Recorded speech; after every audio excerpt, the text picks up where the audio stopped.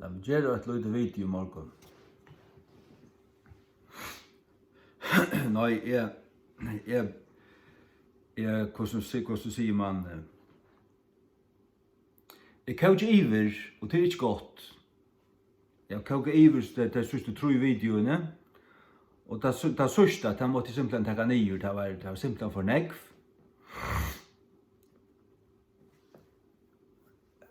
Ett øyder at være vannlater om Guds sætjer utan kunnløyga. Jeg vet ikke, jeg har kunnløyga og vannlater om Guds sætjer.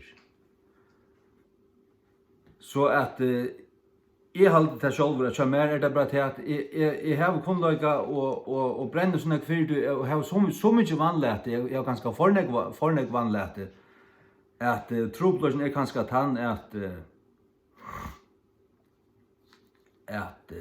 ja, anker kunne sagt manglande visdommer, ja, det kan godt være, jeg vet slett ikke. Jeg vet bare til at jeg kan ikke lette være. Og det som jeg sier til meg, så tatt fløyter etter ikke engasjei. Det er bare til, så harmelig at jeg skal si at det er så greffligt. Så at egentlig er man jeg skal ikke si borskur, men forbittraver. Forbittraver. Man har arbeidsvis ned i 12 år. Og jeg minnes vi kjøpte en eskju av Seijan filmen. Candle in the Dark. Om søvnene av Bibelen. Og det er beste filmer jeg har nekran til å se. Luther-filmen har vi hukket etter i 40 ferier, men Candle in the Dark han er 30 timer lenger. Han korte hvert kvöld og i åra vis kommer. Fra byrjan til enda, men jeg satt og arbeidet.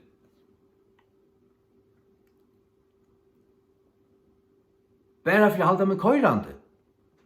For jeg halda blauen oppe, eller hvordan man skal sige. Simpelthen for jeg får blau i kauka, så det kunne brenna for særken. Brente for særken, men for jeg halda elden køyrande.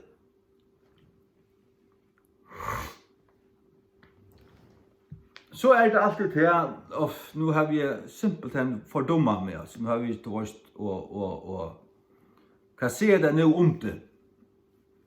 Men så fer jeg til Herren, og så er det til at det er ikke vever atter. Du er ikke fullkommen. Det varst du vel. Det var Peter heldur ikke. David heldur ikke. Det var Moses heldur ikke. Ungen av apostelen. Om du så hildu det. Om så alle hildu det, så vet jeg sannløysen tann at ungen av dem var fullkommen. Sjalt ikke Johannes, som Jesus elskar i. Som det stender om at han elskar i, så han elskar han atler. Så til ungen vever atter. Det er nemlig såløys vi Guds kattle, det er ungen vever atter. Snava man, gjer man okkur bort, gjør man nok til holden, så kan man ikke stekke opp og hitje på til at nå er det vrekaver. Jeg var bare til at ta i ferd til Jesus, og søker han, så er det bare til at, ja, gjøtta det for mer, og det gjør de så, for hånden altså. Og her er det så at ta er det vekk.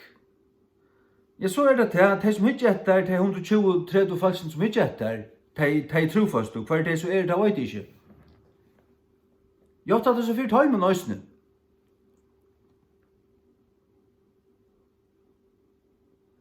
Så er det til, er du ikke så som en av sånne klatten, en av sånne dumme hunden,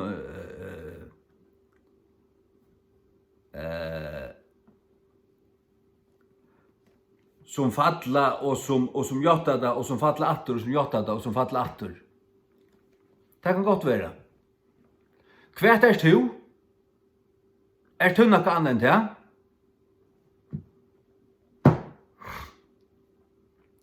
Og så er det til at jeg går ikke en tur, og så er det til at du skal slett ikke stekke. Du skal bare ta og gjøre et video bare på denne veien og si at tingene akkurat som det er.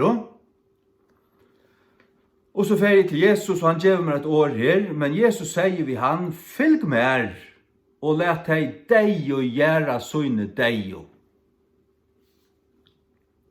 Jeg halte til at folk som bare geng og passer på sitt egna skinn, og sitt omdømme og sitt navn, og i sin lytla dunnhylden vi kallar førjar, og men som interessert og jeg har lyst til mer, har lyst til mer nå i 12 år. Jeg begynte i 2008, september 2008. Det var 12 år nå. Og som vet alt, og som fikk en film fra meg. Det fikk 16 familier film fra meg. Og en DVD. Og jeg sendte en teltepost ut til 20 folk som jeg kjente ta. Som jeg kjenner en, men som de fleste av dem slett ikke holdt på med langer. Jeg fikk et kall fra Gode at tøya King James-bøyblene. Fullstendig klart. Det er bygd opp, og i 8 år, 2006. Og så begynte jeg 8. mars 2008. Og så i juli måned i Danmark 2008 fikk jeg en vidjan av en øyntlig om nattene, og jeg drev meg altså, men det var så klart at det var en opplevelse.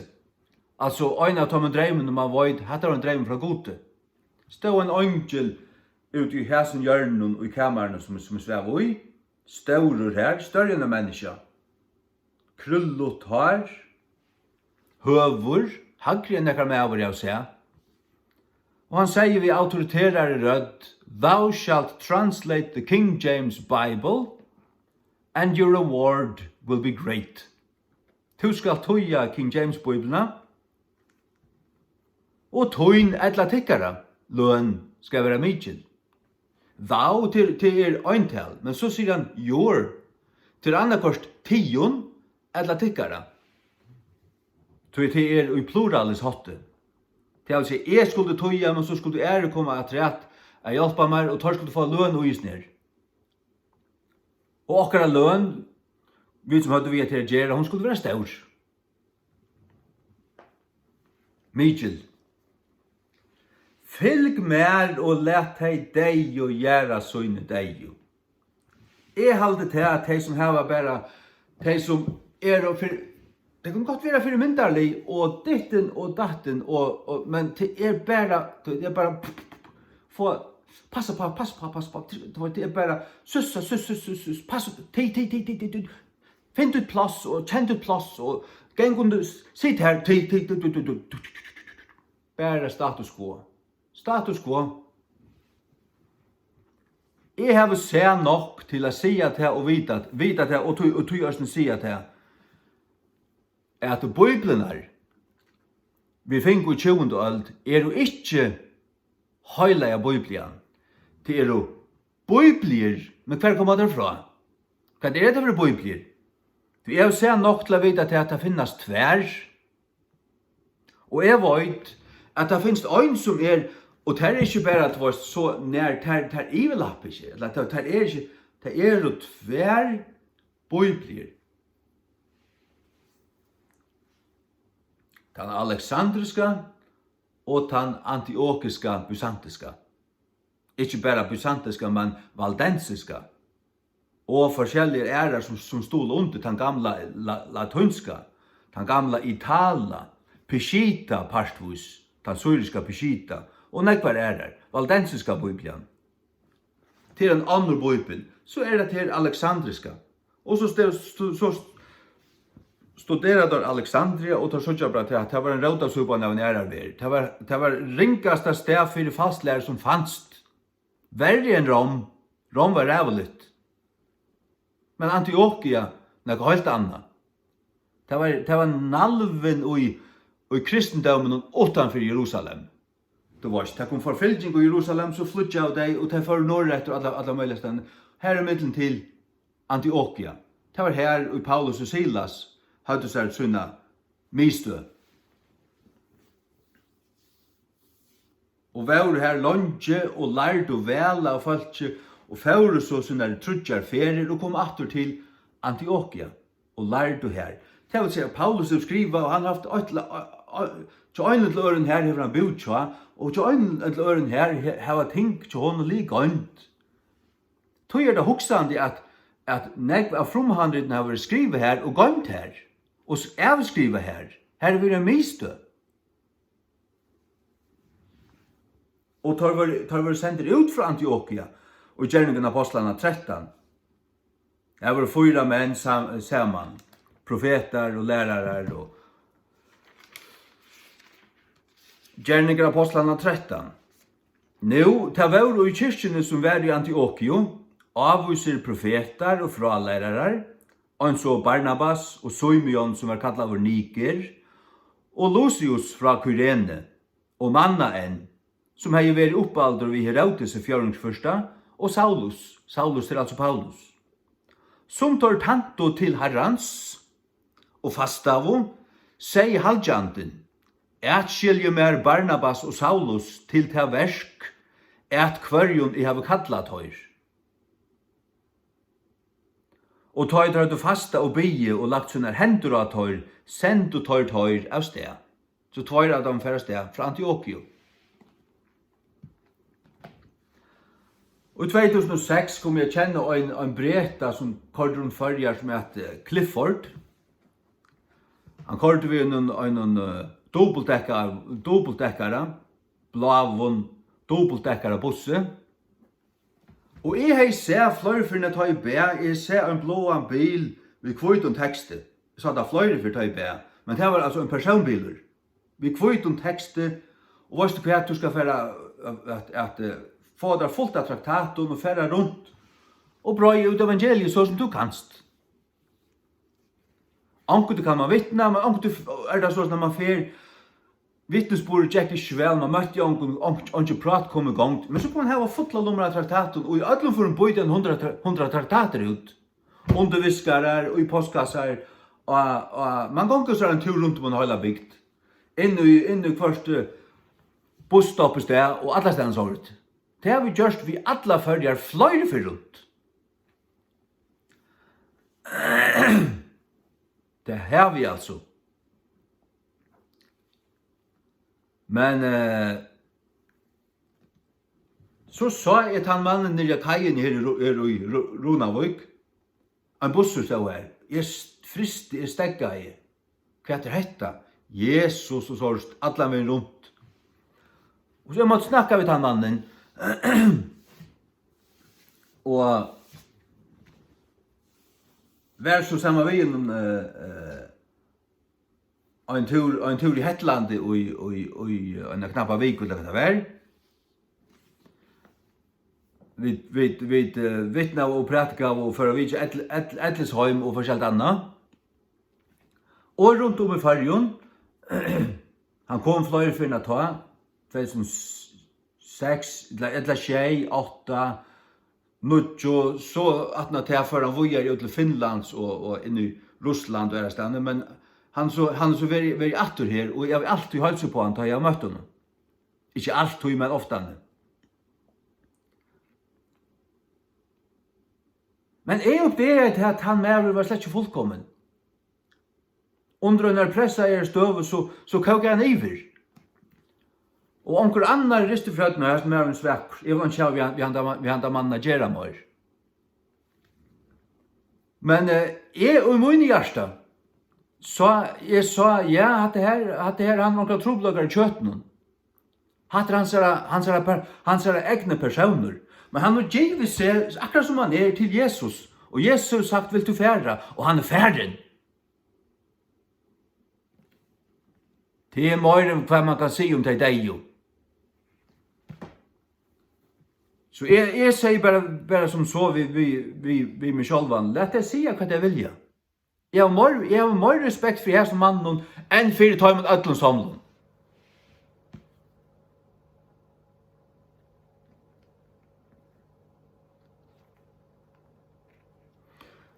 Så Jesus sier vi med her morgen, fylg med og lett deg og gjøre sånne deg.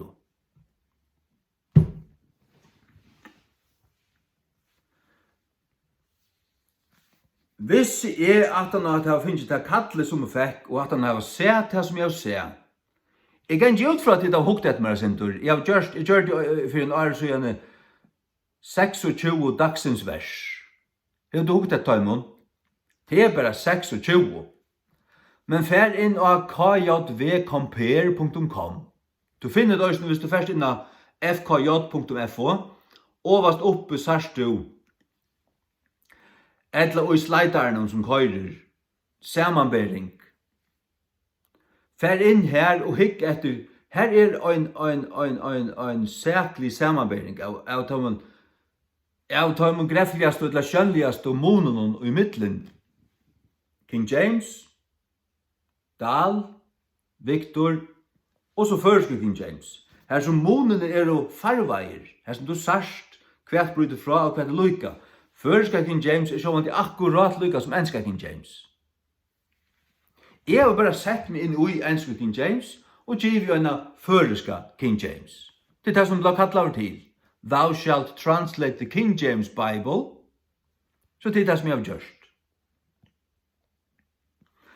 Hvis jeg ikke har gjort det og vært løyen, til det har vi vært, akkurat som jeg det, vi må noen styrkjøn og vi må noen vargløgn, så har jeg virkelig vært et unkelig dekt menneske. Men det vil ikke være. Det vil ikke være. Nei, det vil ikke være. Lett deg og gjøre søgne deg og fylg to mer. Det gjør jeg.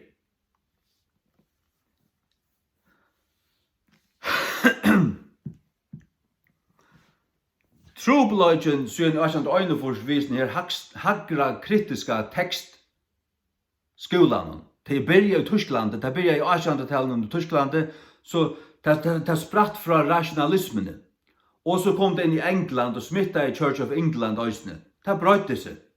Det var en høyen trend. Det var slett ikke fra gode. Det som var fra gode, det var reformasjonen. Reformasjonen.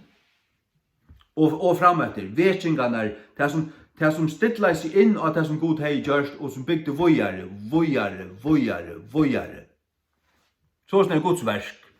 Det er at du gonger inn uinaka, du fast nekka fra himmelen, og du heldt det innanfor tøyt, og så gonger du frametter. Så er det gode. Du var ikke jo dum, du heldt det til tøyt. Hatt vi lengst anskilt. Hatt prinsippet vi Jesus og lærersvånen til kattle og til tjenastan til kraften. Da skulle du boja til å finne krafterna, da du finne henne så skulle du færa vi just missionsbånen. Vi just øynen av som båskapet. Og så videre. Halleluja. Og vi sutja til og gjerningen av apostlene at det var kvassur åradråttur mellom Paulus og Silas. Paulus tog så Barnabas at rett seg, og Silas fører så en annan vei. Vi var da Johannes Markus eller hva han het. Det kunne være kvassur åradråttur mellom tøyr.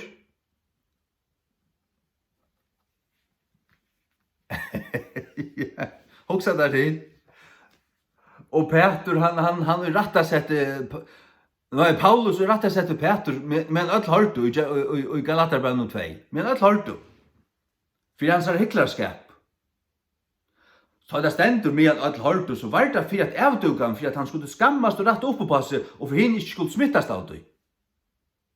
Det har jo ikke vært nekka deitere som mennene her. Og det her som man ser i fergen, det her polera, potra, gilta, vi stor svarstum Volvo-bilen, og jeepon, og føyner menn, altså rujger herrar, og det bare, det lukka som tjattnen og møgnjøtene. Så John Tjøyasner.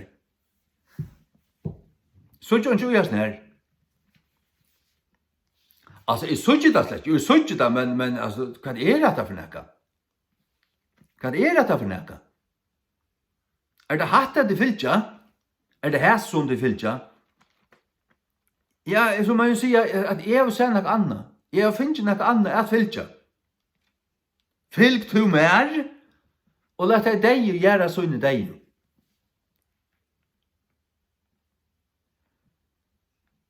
Ja. Og her er leiligheten som bygger her 2 kammer. Ta minna kammer som skal øydes for å være kammer til sonen og kammer. Han kommer bare fra Arre. Det er så pakka, her passer en sång inn, annars er det pakka fra gulv til loft av traktaten og Johannes evangelium og Romerbrevnen. Jeg fikk 3000 av tøymen. Her er det åpenbart prentet til kvann føring pluss moms. Jeg vet ikke hva det også fyrir seg. Og så at ta i nu sånne prenting for de prentikere, for vevnande til prentikere sånt i år, eller først neste år, og ta i det som kommer, så får man attergångt. Sånn er helt av førjun. Havnen, Sandøgjen, Sorøgjen. Og jeg har skrivet opp alle de bygdene som er gjør der, og de som ikke er gjør der, de skulle også være gjør der. Først er et øynest 8 hus.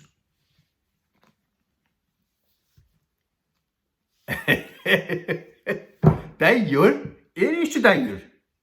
Er ikke deier? Nei, er ikke deier. Svekker, ja, det kan godt være. Kan godt være. Jeg har alltid tatt det passalige. Jeg har alltid vært, altså, du vet, til øynene grønse her, vårt kvart. Kan alltid det samme. Nå sier det bare. Og så sier det. Og det har vi gjort avtaljande ferier, og det har ikke atter etter vårt kvart. Ja, kanskje av halvt 100, var kanskje 2-3 ferier her som det var ikke rett.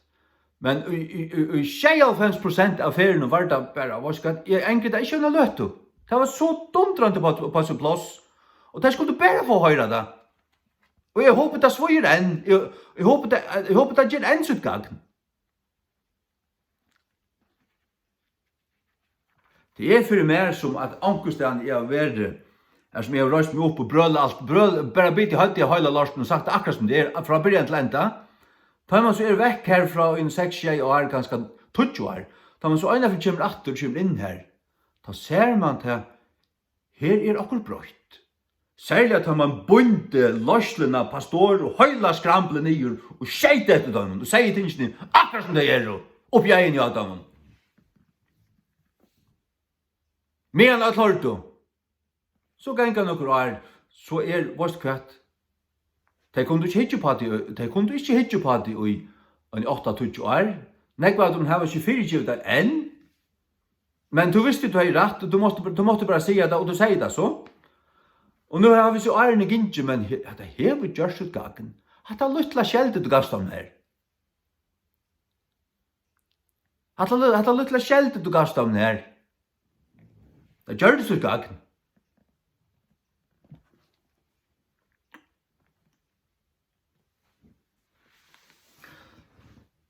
Hvordan jeg gagn det gjør ut i skåpen, til løy med at Iva stod i.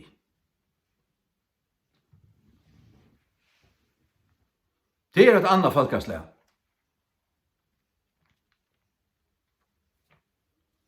Så her legger jeg ikke et øynest av pett om til søtte til at de skulle blekka meg av øynene. At når jeg har sagt noen ting ut til kun.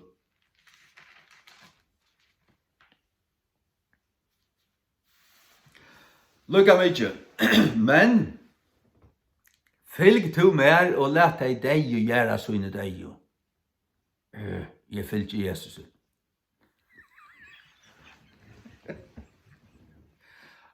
Akkurat som jeg er. Det gjør jeg. Han sendte meg til Oslands ved 5000 traktaten, så ferdig. Jeg har 5000 oslandskar etter her. Jeg har 20.000 enskar.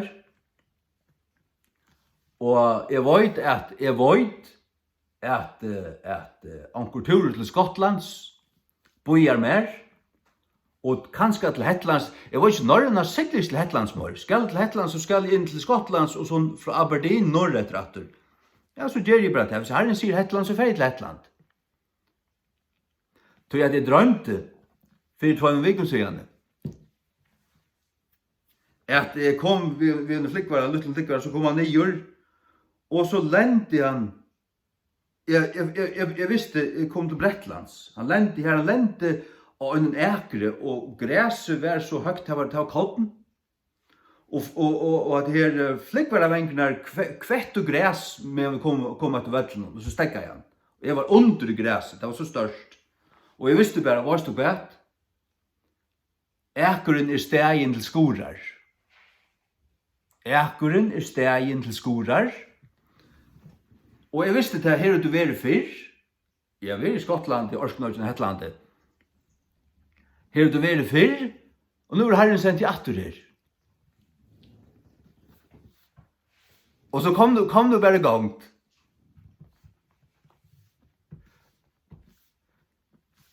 Nei, så at det er sinter herbaldratur, og sinter kantotur, og sinter kvassur. Sier til hva du vilja. Herren sier meg, fylg to mer, og lette deg gjøre som deg. Jeg vet hva det er. Det er alt de som sitter bare og passer sitt egna skinn, passer på sitt egna navn, tog det løses i møgnjots politiske høpe, og i samfunnet, og innenfor babsa-sfærene. Babsa du handlar i handan og handlar i handan. Du må ikke komme ringt år til noen nettverk utom färger. Annars kan du missa til noen Volvo 400 eller hva det øyder og ikke. Og alt det her. Du er nesten blevet stjævrig her. Du er gav en chans å bli stjævrig her, så får du 45.000 på måneden. Det vil ikke løse seg. Det vil ikke løse seg, sier noe kontroversielt. Sitt nå helt bare til.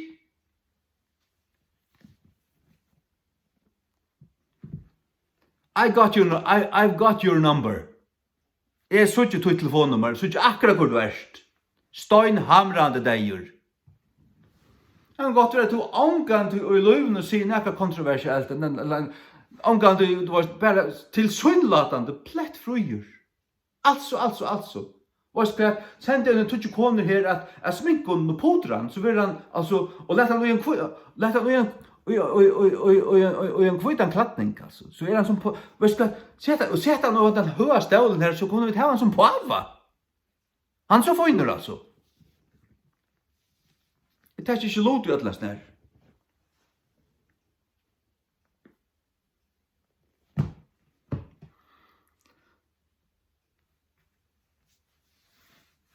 Jeg vet ikke, men min rettvise kviler ikke av jeg har nå klare at være feilafrøyer. Kviler ikke av tøy.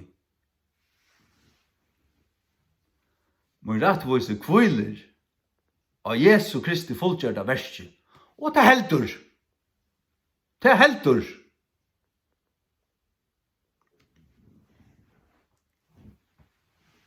Halleluja.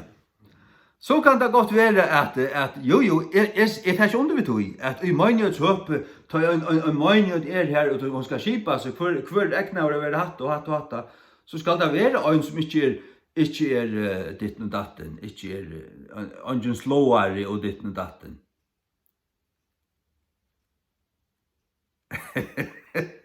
Jeg har vel kanskje sliet for i løyven, ta ytterligere steg til. Og min ungdom, men til nek var så gjerne. Men ja, jeg tog oi inn i foklafyr øyne for min vittna i. Jeg slå han ikke. Men altså, det en grei heldur ikke. Jeg prøver ikke. Og det heldur meg å være svekkan. Jeg sier, svekkur? Jeg er svekkur hvis jeg lett være. Du tar stavsutla til.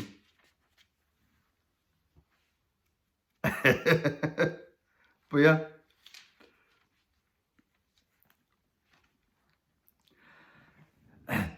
Fyrra Timotheus 3 fra 8. Hetta er en sånn framsøgn om en mævur trai i biskopsembete. Han tror et godt verk. Og en biskop bør ta må være avlastande. Avlastande. Ja, avlastande. Han skal ikke kunne lastast fyrir nekka brått. Ekta mævren ikke øynar i ekta kone.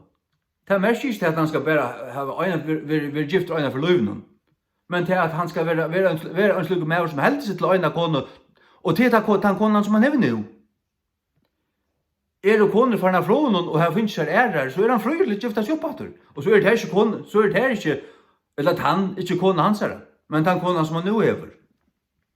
Og hever han onka, så hever han onka.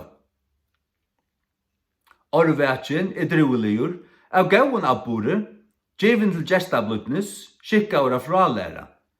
Ikke givin til voin, ongin slåare. Han klarer å halda seg, han lærer ikke bare fra hånd. Det er ikke at han aldri er slige. Nei, han skal ikke være en slåare. Ikke gratis etter skittende vinninge. Ikke gratis etter skittende. Her dumpa han ekkur etter kun, det er det eneste veit. Men tålen med å gjøre, det er, altså, i andan, det er av sånn.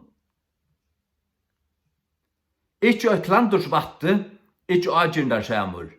Ein som stjøtnar vel sønnen egna huset, hevande sønne bøtten og undergivne vi atlar i sauma seme. Men så også om John Knox og Calvin og Luther og tar, det er helt ære menn enn så er klottan når man ser det. Og det er jo altså, det er tar større, generalaner. Og man leser om tøyr, man leser om Calvin og en vin til honom og jeg minns ikke akkurat, men Calvin hei og kall og han bakkar undan, her så vinner pojkar han ut og du varst, jeg minns hvordan han Pojkar han ut og setter han på plass. God var ikke nøgt ved ham hvis han rann undan. Og du varst. Og strøye mellom Luther og Zwingli og John Knox, hvordan Harbald det var, tar hatt løyverger som bare svører sånt. Tog at det var en løsvante. Kom og folk, og i møte dem, så måtte det fektas sånt. Og du kunne ikke genga land og rujtje rundt og bare leta kvann som helst drepa det som vilte. Så det var æra tøyer.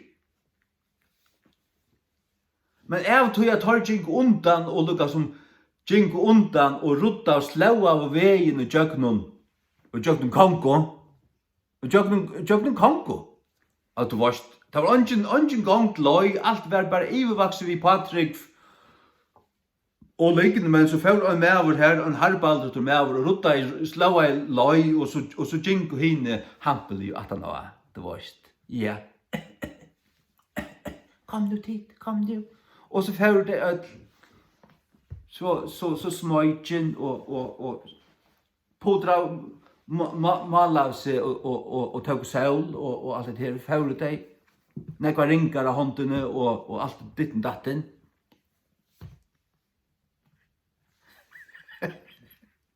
Og det gikk hos løyna som hans nere harbaldret hei slåa.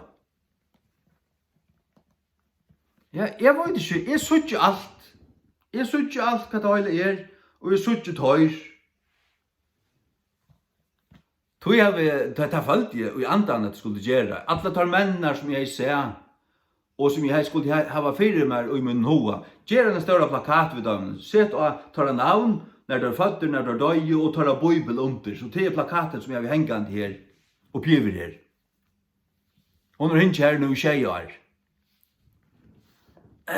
Så er det 2013. Så skal jeg si at det er september 2013. Ja, gjør det i henne. Halvdige. Eller var det 12? Jo, det var 12. Til Charles kom og vidja med i mai 13. Og så han plakaten, han spurte, kan jeg ikke få en sånn øysene? Så jeg gjør det henne en øysene, ruttla henne sammen, og han fikk henne visser. Så at det hadde vært september 12. Ja.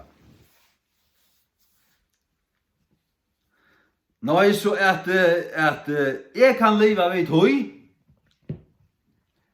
Det eneste jeg ikke kunne leve ved, det hvis jeg lett neka bakkast, nekran feil til meg, tog at jeg vet, jeg feilande. Og det er ganske særlig at jeg ganske gjøre fornegg på seg og bruke fornegg av tog og køyte med fornegg at kanskje kjøte så irriteret og krost at okkur løyper ur og på en kjøtlig måte. Sørst du, og på en kjøtlig måte. Men så også om det som du sier, var det kjøtligt? Var det fra kjøttet, var det kjøtligt heter, eller hever du det i andan?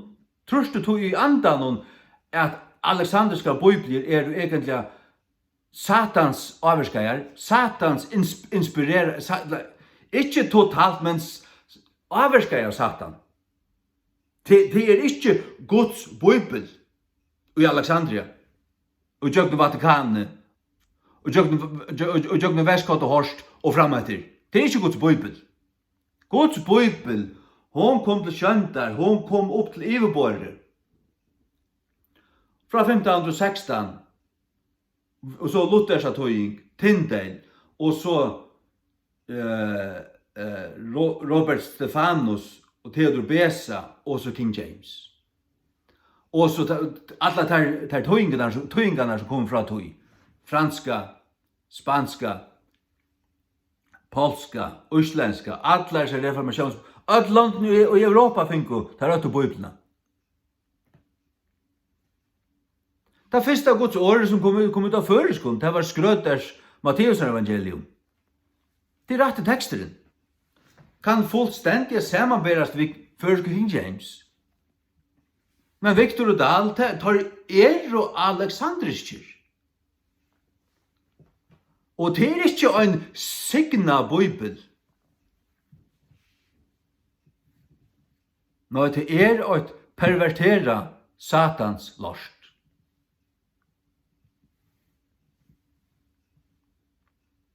Jeg sier det atter.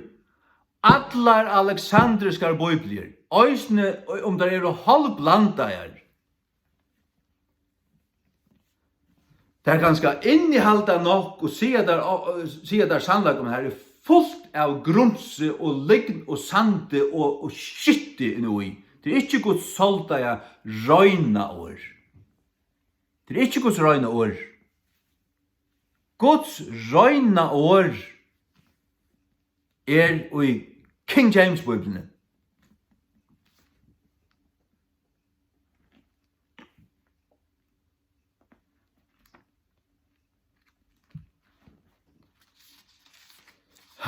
Salmur 12, 6-6. Årene til Herren skur, or the words of the Lord are pure. Ikke clean, pure. Det pure, så det røynt innanfra, det edla. Du kan ha pure gold, skøyra gull. Vi sier det, skøyra gull.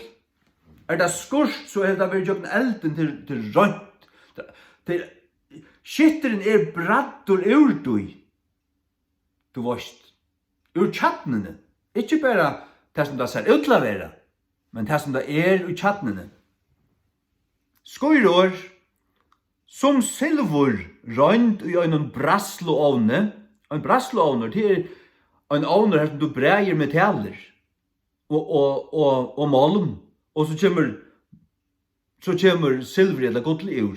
Som silver røynt, altså årene røynt, as silver tried in a furnace of earth, og gjør en brasloovne av gjør.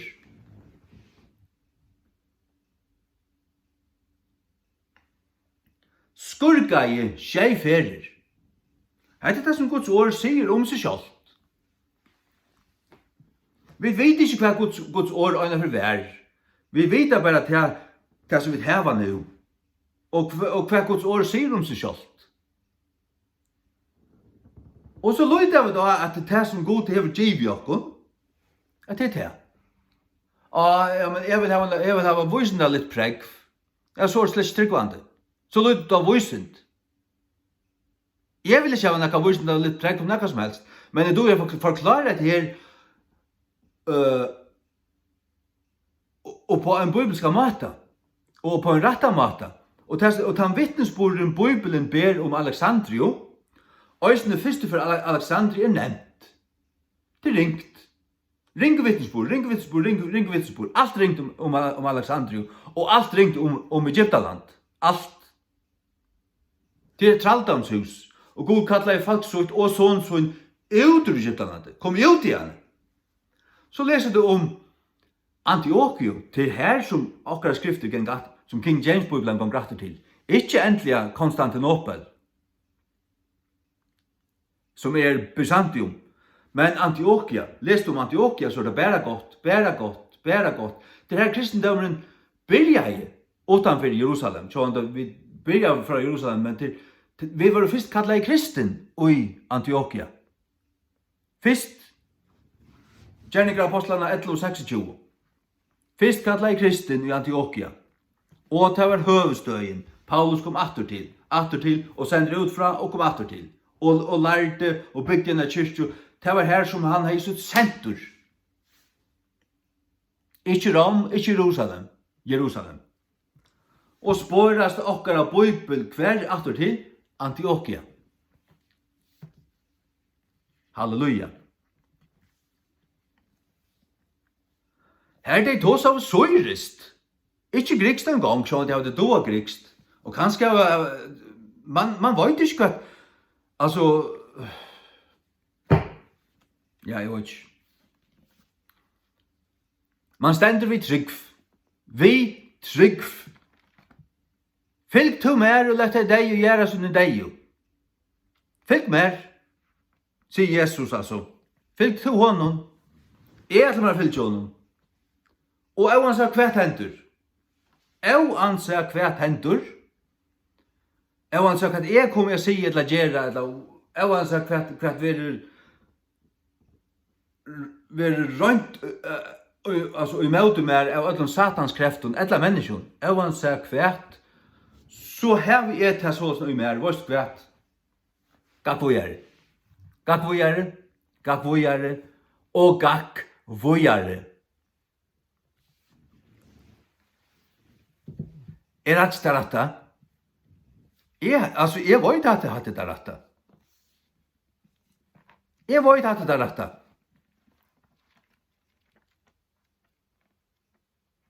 Ja. Simpelthen bare hadla seg oppe at Jesus. Ja. Og møgnigheter, kanskje berøve eller misjonshuset, fra til tøyene til byrja i inntil det, først å hitja, her var storma samme tøyer, her var klantur, her hendte okkur til sort, og til vårt, og hikket du på at her, så det var en ljøte kapittel, akkurat her, kjeilig kapittel. Men hvert, hikk etter om det der, det given? Nei, det gengar bare fram etter. Det det som ved kristendommen, eller kristentrunne, men damer ikke or kristendommer, kristentrunne, kristnene. Det at vi vi har et vaskemiddel som er Jesu blod, og vi prøver ikke å være littjande hvis vi fattler. Guds ord sier at hin rattvise ganske fettler skjeiferer, men han røyser seg atter. Hin rattvise fettler, ja skjeiferer, men han røyser seg atter. Så god røyser han. God røyser han atter. Ja. Det halleluja. Halleluja. Men var det bare lov, og var det som islam, så var det vårt kvetur sekur høtti av der. Og ditten datten, ja? Ja. Men hekker man også etter til dømes noks, og nekker av som mannen som prætka og troblen tøyen, at man vet, og einhver vet, hva skvett. Man leser tørre lussov, og så har man sånn akkurat, hatt er ikke rett, hatt er nyrlig, og så, men hikker du bare, sørst du bare til, så sørst du ikke Guds versk, så sørst du ikke til at det var Gud som arbeidde. Hvis du Sørst du på at det sånn her, var at God brukte, og i 1516 her brukte God en mann som het Luther. Brukte God en mann. Og han skriver sånne salmer, han tog til Bibelen, og han skriver i bind, at du kan ta en 2 meter av som Luther skriver. Han prediker så høyt rævlig han hegg, flere tusen prediker, og tar alle nye skriver, du kan nesten være for god enda mannen. Men, ta du så leser søvn akkurat som det var, så sørste det var skvett, at det var bare med vår.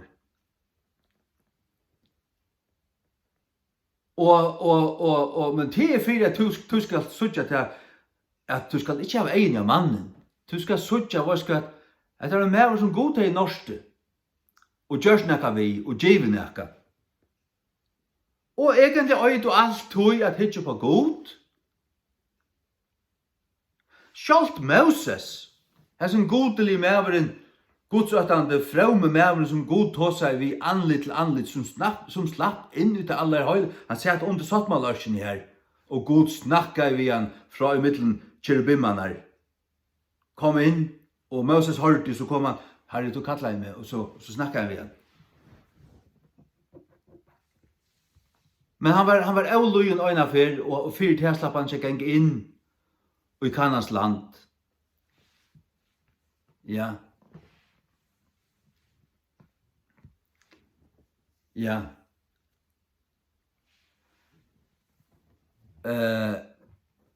Det er bare prekvum til at vi skulle ikke hitte på nekla mann. Sjalt Moses, du kunne sagt, han var nesten fullkommen. Nei. Han er ikke bare synda i Arna var brukt av gode vidt at han drepa en Egypta. Det var ikke en synd. Men han synda i øysene tænastu, og i hatten jeg sin tænastu.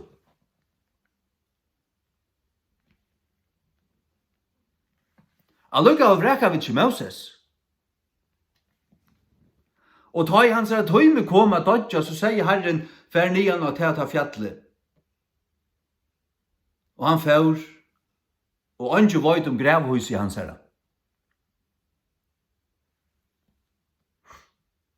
Og kvært, ta Jesus ombrøytest av fjallen, og ta våre tvær tjånen, Moses og Elia. Elia var tidsen til himmels og gjennom eldvakne. Og det stender i skriften, ikke veit om hver Moses er griven. Hvor stender det?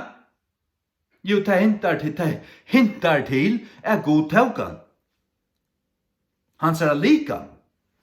Og 2 vittner skulle komme i oppenberingsene. Jeg trykker til Moses og Elia. Tog jeg tar ikke deier enn av gjør, og ta moder. Tog kommer der nye at ur himmelen likamlige, og være så drippner i Jerusalem, og være så litt rukt limmals. For jeg er fyr.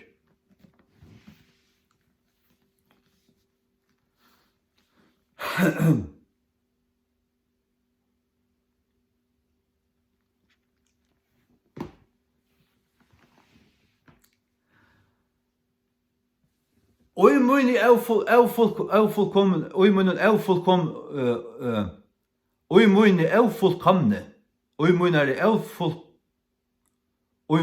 fullkommenleika, er det så underfullt at jeg slipper å være Jesus her læresvøyner, hans er etterfylgjere. Jeg slipper å være hans her, og ta kviler av hånden ikke mer, og snav er som ikke vil, men ta i det hentur og ta hentur.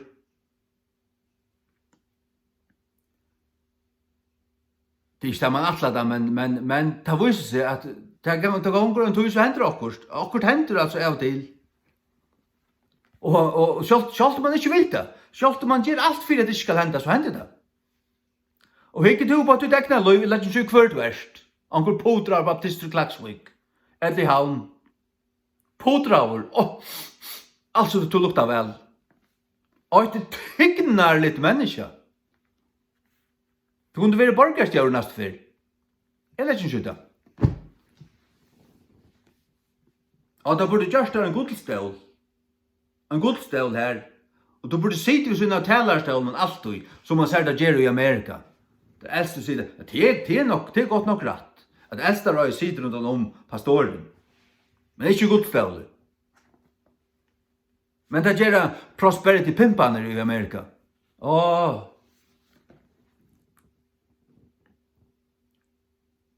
Ja. Nå, jeg var ikke vidt her, men jeg fylte lampen. Og mot alle hansara blau, og hansara fullgjørda versk,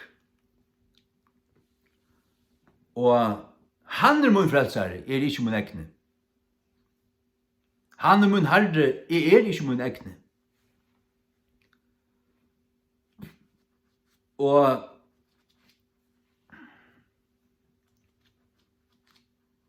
ja.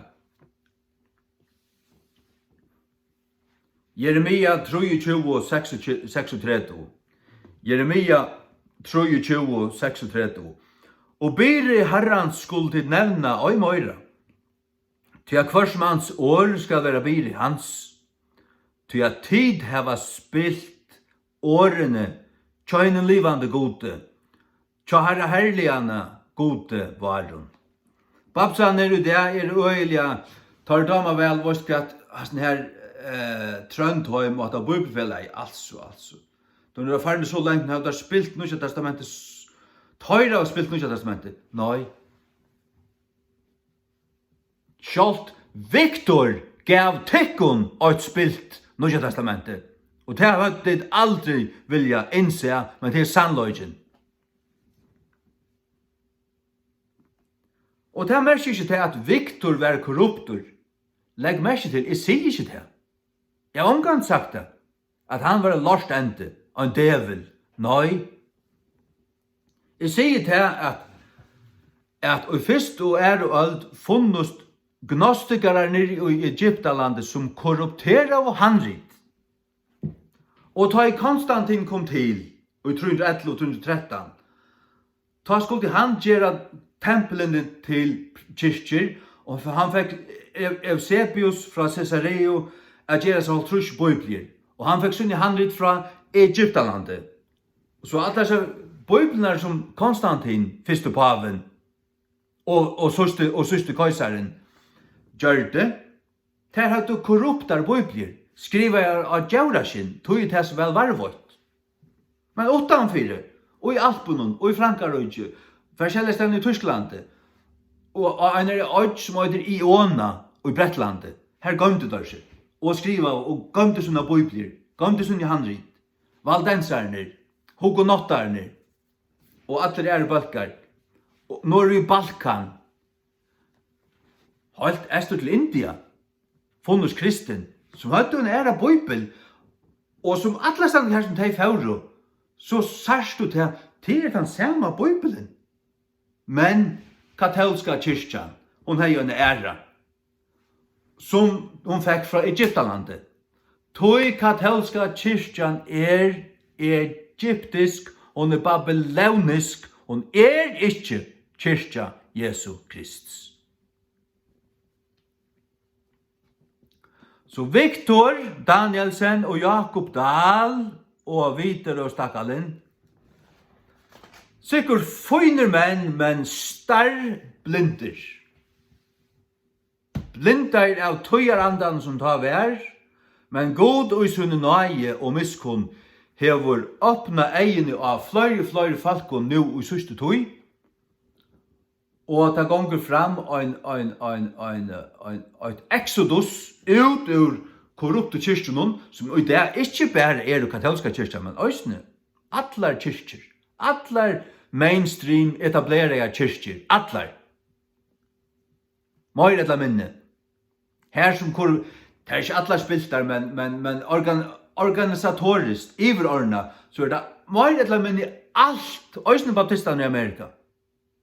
Southern Baptist og alt det alt fer under pavan, mussaran og bøyger seg for pavan som om han hakste biskoper gjør, og til det som tar øya gjerra, nei, til det som tar ikke øya gjerra. Det bøyger seg under antikrist. Tøya tar blinda av jesuitun. Jesus utan att sända lärare ut och skriva böcker och få lärare att rösa sig som ger allt, bröjta allt och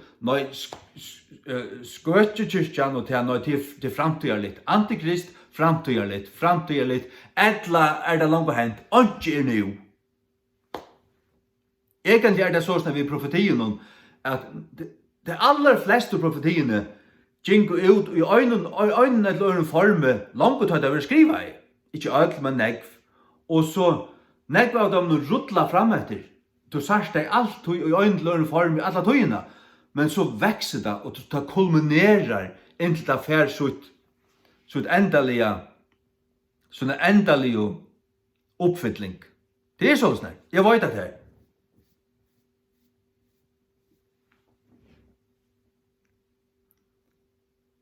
Det profetiska året er en sannløs til. Og som dette stender om antikrist, det er mennesker antikrister, og enda nå er mennesker antikrister. Skriver jeg ta. Nero var øyn. Og hebraiska tale av bøkstøvnen og i Caesar Nero. Jeg har sett det. At det tale plusset du ta opp, det kommer 660. Så Nero har vært første antikrist. Men så gjør det alle pavaner. Du pavaner sitter og ståle Caesars.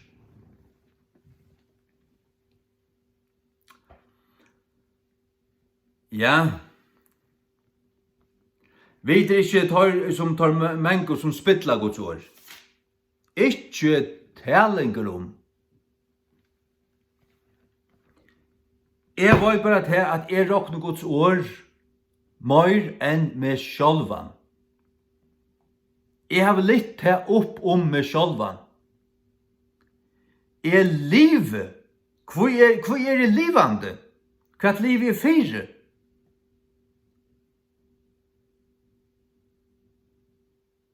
Hvor har vi ikke bare givet opp? Nå tror jeg at jeg har nekka livet fire. Livet er fire at arbeida? Nei. Livet er fire at betala en pikkelutla krøyseevne i utbo? Nei. Jeg lever sjálvande fyrir til, altså, til nekva sier man finnes en son, men han bor tyverre i Oslandet, ikke bare i Oslandet, men norr Oslandet. Så jeg suttje han kanskje tverfra om året. Men det er en gau bottner. Det er djeven eka inn i luive. Hei omgang jeg hadde en son, eller 8. Hei omgang finnes en son, så hei det barst ui meg. Jeg har ikke først genene vi er. Det er et eller annet som bor i menneskene. Og da jeg er et halvt og er bare god om at djeva markon, hva skal han sier? Jeg ber og djeva markon, og familie og løyme. Han sier, er du ved tredje, og kommer det en son? Han sier, han kommer kone. Kommer det en son? En son? Og nå tar jeg alt kjent til stikkes, da jeg nå blir nesten halvt trus og er og lukka som man får suttja, man skal færre noe på hattene, men det får genga hinve. Jeg føler det. Det får genga hinve. Og jeg skal, for 15 år siden, ta varst du her, bo i evig skvatt i Rydvig, 15 år siden. Ja, nå er det alt trus, pluss av 15 år trett, 5 trus, da arbeider 3-4 år trett, så blir du pensjoneret over.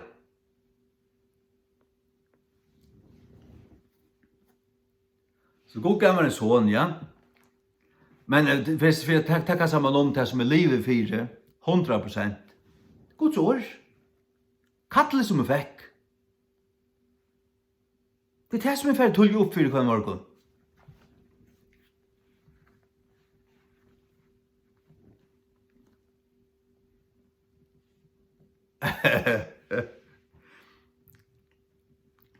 Søyden av Korinth 2:16.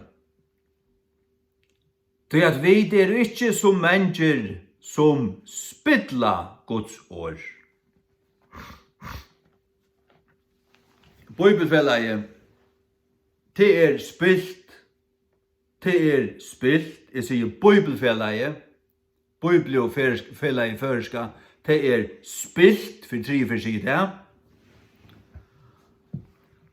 Og babsaner vauro og blinder. Tar grunnleggere var en eldsal, men han var blind av tøyarandan og til at tøya alexandrist lorst. Det er ikke for nek sagt. Men det som jeg sier i sørste innslag som at jeg kan gjøre, her gjør det for nek vev. Jeg vil be herren om å fyrirgjøre meg det, og be til om å ombære meg. Men nu har vi hvordan sagt der, hvordan landet ligger til mer, og hvordan landet ligger fra herren og møtvis mer. Han sier, fylg mer. Og han sier, her, deg og her som ikke vilja høyra, og du røyner ved mjukon, du røyner ved mildon, du sender med filmer, du sender med bøker, du sender ditt, du gjør det 1800 ljau innslø, og du gjør 600 video siden 2015. Og til lusta og lusta, det er akkurat som Herren sier i Esekiel, var at du får ta tala for dem, men det får ikke lusta. Det er som folk som lusta etter en mann som du vil spela på et instrument, som synger, og så de kommer til dem, de lusta og høyra, men de vil ikke gjøre. De vil ikke at du vet, det er deg. Hvis du høyrer, og kan si, ja, det er sant, kanskje er det ikke her, og kanskje om du enda her til, du sørsta. Nei, det kommer å koste meg for deg, det er for kontroversielt. Jeg tror meg ikke, det er altså, jeg vil ikke lave det varsj, eller lave alder i nøkron, så at, nei. Eller du lusta bare etter meg, bare for interessant høydene skilt. Jeg så ikke en mann som har et livande hjärsta. Og et slående hjärsta. Nå åpner jeg etter Bibelen, og det stender etter her. Fylg mer og let deg og gjøre som deg. Let deg og gjøre som deg, ja. Og Jesu navn. Amen.